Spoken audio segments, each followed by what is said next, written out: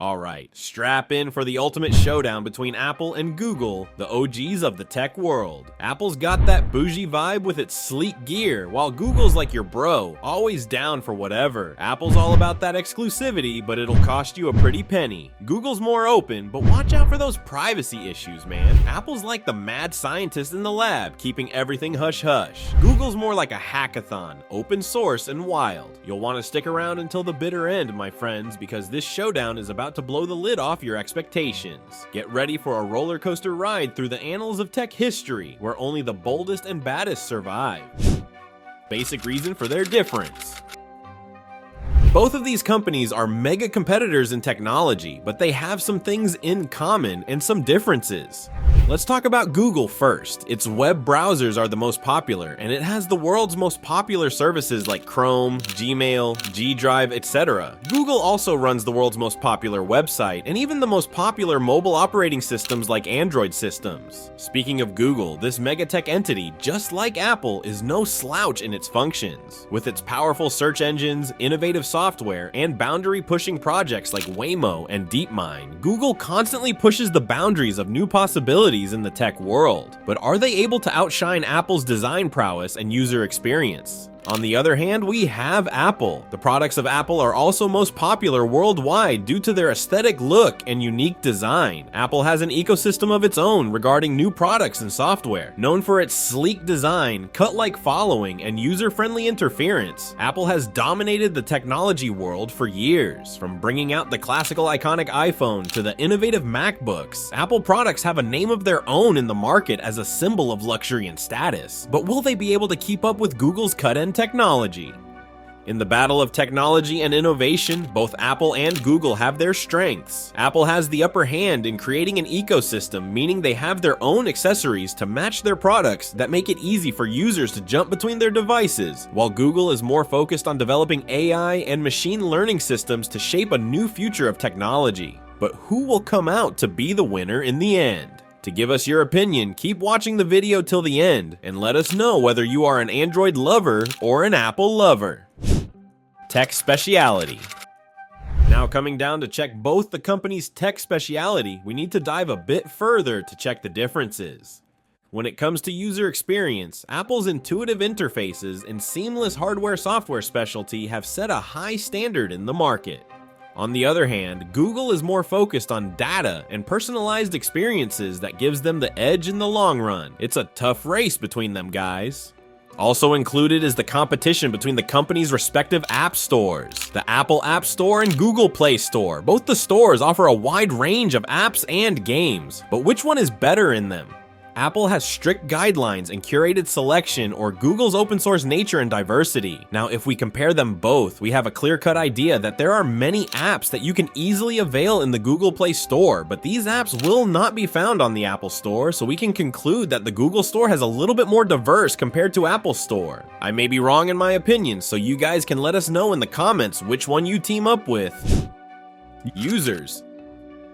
According to the stats, the new recorded users of Apple products counted as 2.2 billion active devices, which is also a new record for the company's process.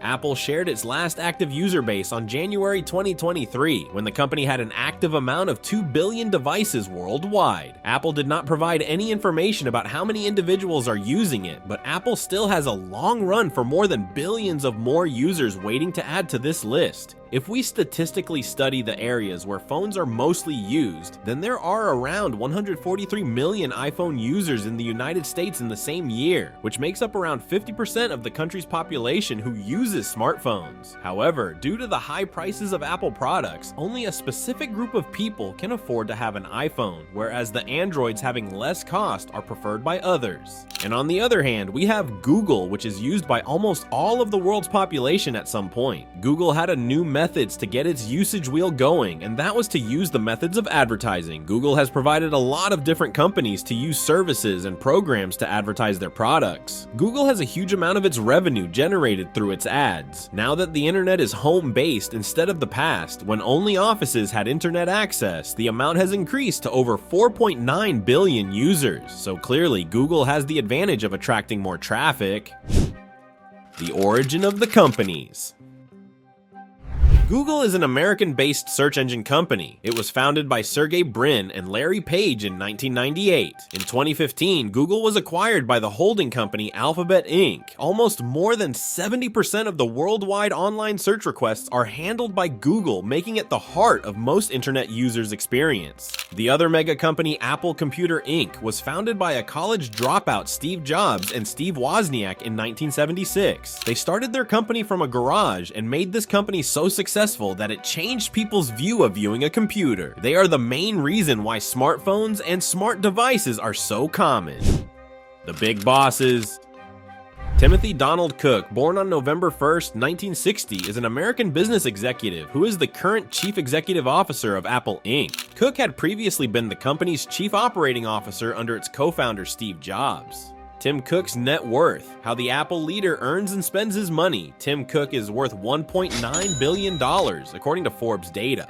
3.3 million shares of Apple. His staggering wealth still does not put him in the top 1,000 richest people on Earth. Pichai Sundararajan, better known as Sundar Pichai, originally from India, is also an American business executive. He is the Chief Executive Officer of Alphabet Inc. and its subsidiary Google, which is a very high post in this mega company. Pichai began his career as a materials engineer. That rally, alongside hefty stock awards that have made him one of the world's highest paid executives, has boosted Pichai's fortune to nearly $1 billion, according to the Bloomberg Billionaires Index. Pichai Sundar has a huge net worth, but it is still not equal to that of the chief executive of Apple Inc. So, Apple Inc. clears this round as the winner. What do you guys think? Let me know in the comments, alright?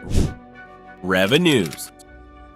Well, if we talk about revenues, then both companies earn their profits in different ways. Google earns its profit through its software and not its hardware. They provide internet services and earn their revenue through several methods like Google Ads, by processing users' data, interlinking them, and making different types of internet-based earnings. Google has grown its expertise and developed its internet services throughout these years, or can make a profit through its software. Google observed that in the future, people may need a separate search engine, so they launched Chrome. They predicted that in future the internet usage would be mobile-based, so they launched their mobile-based operating systems. And exactly in the same pattern, Google made new types of launches in different fields. In 2024, Google continued its strong performance with total revenues reaching $80.54 billion. The robust growth in Google Search and other YouTube ads and Google Cloud services contributed significantly to the company's revenue streams. Now, if we talk about Apple, from the very start, Apple has specifically paid its sole attention to the hardware and aesthetic designs of the phone. Now, if we understand the philosophy of Apple's launches, then unlike Google, which launched its products based on consumer wants, Apple launches products regarding what they feel the customers would need. They earn the maximum profit from their hardware models. They have a very limited type of variety, unlike Google, and they redefine their technology based on their own choices. In the second quarter of fiscal year 2024, Apple reported a net income of around $23.5 billion US. Apple's net income figures have grown massively in the past decade, with the yearly total rising from just over $6 billion in 2008 to around $97 billion in 2023. Privacy and data policies.